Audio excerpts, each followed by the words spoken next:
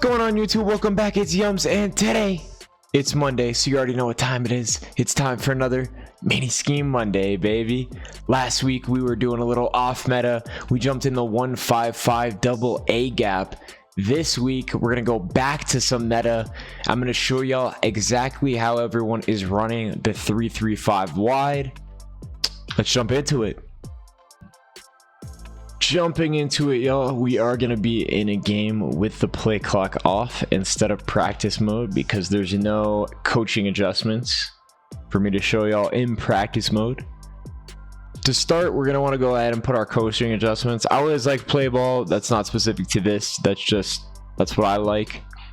Right now, I'm going to be showing y'all against bunch offset. That's obviously going to be one of the more popular formations. Generally, what I come out in to start out is I'll come out in 5 and 15. So that tells my purples to play at 5 yards and my light blues to play at 15 yards. This is just what I start at for the first possession. These are constantly changing depending on what the opponent's doing. So when people ask what's the best zone drops, completely has to do with what your opponent's running, right? Say somebody's running, you know, flood versus Z spot, those are going to have different zone drops. Jumping into how exactly everyone gets in the 335 wide with safeties. If you go ahead and look here, it won't let you put safeties in. These guys have to be linebackers or linemen. Obviously in MUT you see everybody running around with safeties there, so we're going to be in the 4-6 playbook, or I believe you can do it in the Tampa Bay Buccaneers playbook as well. If you don't want to spend the coins on the 4-6 playbook. We're going to go to 335 wide normal. And you're going to want to put your linebacker, or I mean your safeties in at linebacker here, obviously. We don't have anyone else, but there we'll leave Isaiah Simmons there anyway.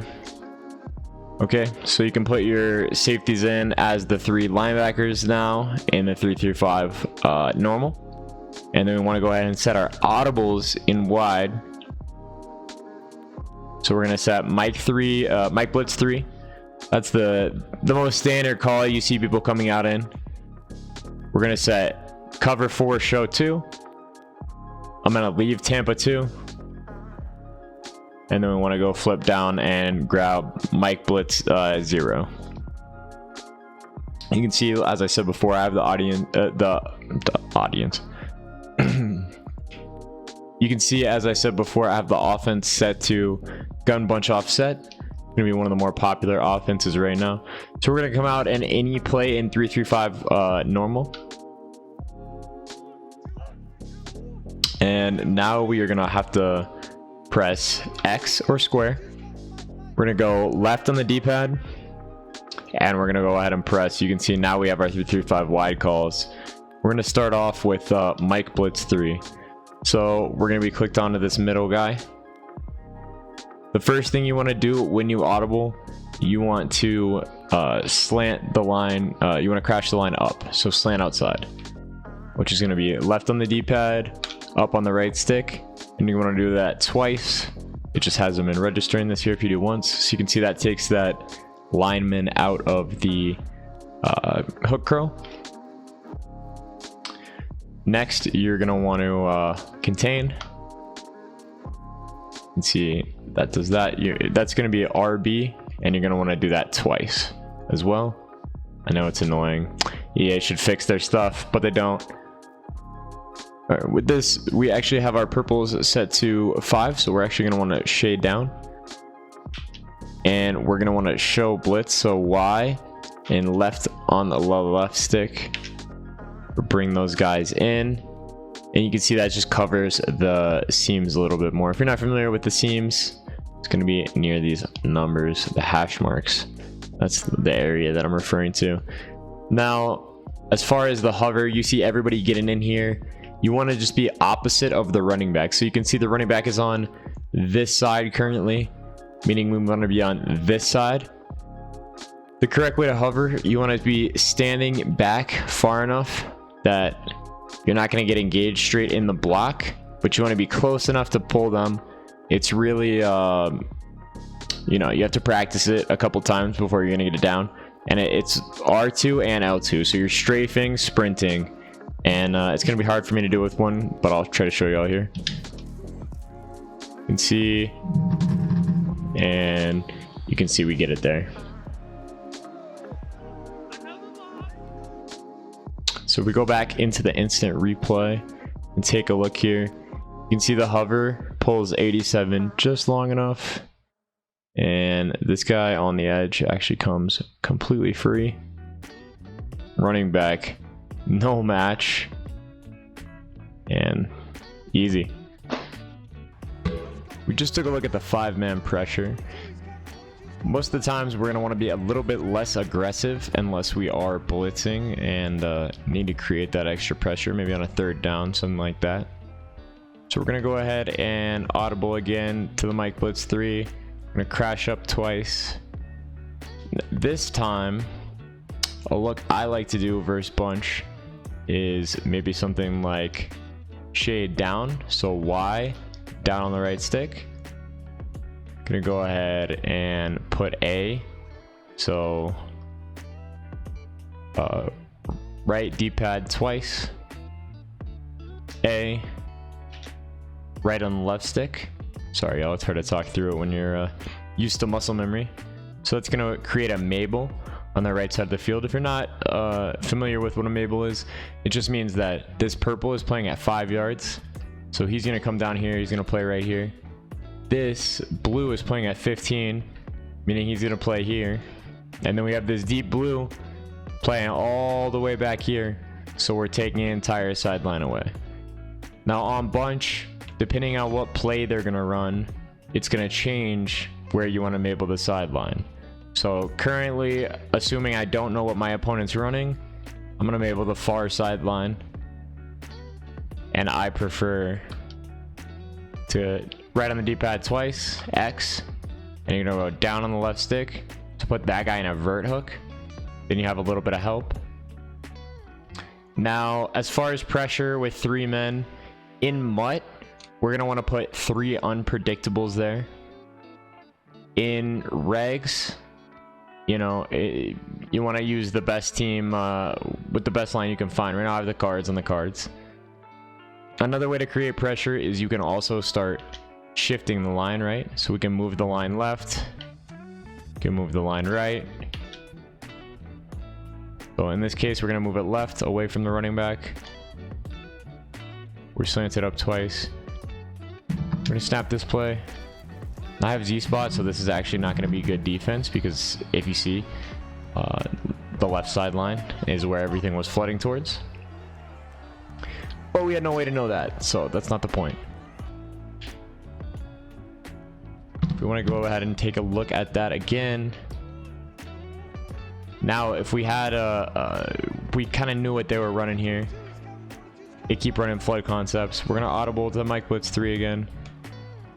We're going to crash up. But now we're going to shade down where you're going to actually flip the side that we have our Mabel on. So you can see that. Now, maybe we want to bring 4-man. And we want to go ahead and contain on that. And you can see what that does. Now, we get around with that sideline flooded, and we're really just responsible for that guy coming around or the corner. 1 sec while I reset up. All right, we'll reset back up, diving back into it.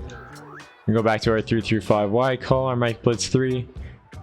Now, again, we can do a plethora of different things. Another thing I like to do sometimes, put these guys both in hook curls. That's going to give you the seam support. So normally this formation, going to be a little open in the seams like I talked about on these hashes. This is going to close it down a little bit. These guys are going to play a hook, but if the guys go vertically, then I believe the principles are for them to look vertically first. So they just guard those seam streaks a little bit better than other things. Make sure to contain, stand on the opposite side of the running back again, and snap that ball.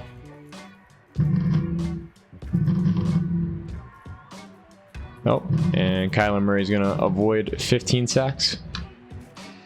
No, really, that was impressive. Let's say somebody is running a lot of verts, or we're worried they might run verts on us, or some other type of cover 3 beater that's getting over our cover 3s. In that case, we're actually going to want to go ahead and, sorry for audibling and then unaudibling, we're going to want to audible to cover 4 show 2. Now remember, these are quarter flats, but if you have your zone drops on, they're not going to match. They're going to play normal purple principles. So same thing with the line. We're going to want to do the same things we always do with the line. Crash up, contain. On this, want to stand same opposite of the running back. You can also go ahead and shade down depending on where you want your zone depths to drop, right? So if we have our purples on 5, but we have our blues on 15, maybe we have them on 5, and he go ahead and calls a hurry up, and we have to go ahead and shade down. Now we have 15 yards out there. So this is going to be a little bit better against verts because you can see each defender, each deep defender, the 2 safeties, and the cornerbacks are each responsible for a quarter of the field. Go ahead and snap that. Let's see, we're going to be responsible for this middle guy. As far as other adjustments out of cover 4, there's not a lot here. As you can see, we only have 2 help defenders underneath. You can go ahead and put this other safety in a vert hook with you to help you out. You could also go ahead and Mabel, like we talked about, the far sideline. Either one could go ahead and work depending on the situation. But again, this is going to be more for when they're running verts, stuff like that, as opposed to when they're running those flood concepts. Another adjustment I forgot to mention that is popular in the cover 4 is to go ahead and put one of these deep guys actually in a half. You can actually put both the deep guys in a half too, but then you're responsible for this middle section. Just realize you could get gashed right here. If you're really worried about getting bombed, you do something like this. But that's really only for extreme situations. Next, we're gonna jump into the cover 2 look. Now in this look, the only thing that does stink a little bit is we're gonna have to actually switch off of who we're using, just because we're gonna want this guy in a deep blue almost all the time. Now again, with the cover 2, we can do something like Mabel, right? So if we think they're running that flood concept again, and always with the line, we want to crash up, we want to contain, you know, we can shift if we think that's best, and we always want to hover the center and opposite the running back.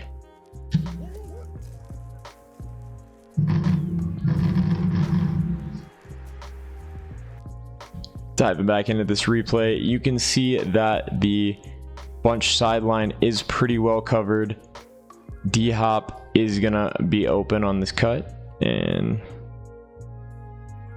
we're obviously gonna go have to pick him up, but it's pretty good coverage, right? And downfield, really, that's where this is safest, is we can't get bombed. These deep halves are notoriously bad this year, but the deep half, when they're supported by a deep third and they're supported by sideline help from our blues, because remember, those light blues are going to play the sideline better. So you see he's up here by 87. If we put those drops on even more, he'll actually drop further back. So that's the cover 2 look that you want to give people. You can experiment with different things you want to do on that, throw mid reads in that, change out the underneath zones. I'm not going to go through all the different cover 2 adjustments you can make in this video, but I just wanted to show y'all a bunch of different adjustments out of the different plays people are making, so people understand conceptually what's happening in a game of competitive Madden when you're watching 2 people and you think they're just calling, you know, the same 2 plays over and over and over again. I just really wanted to break down the meta and I really dive into some of the adjustments and things that people do.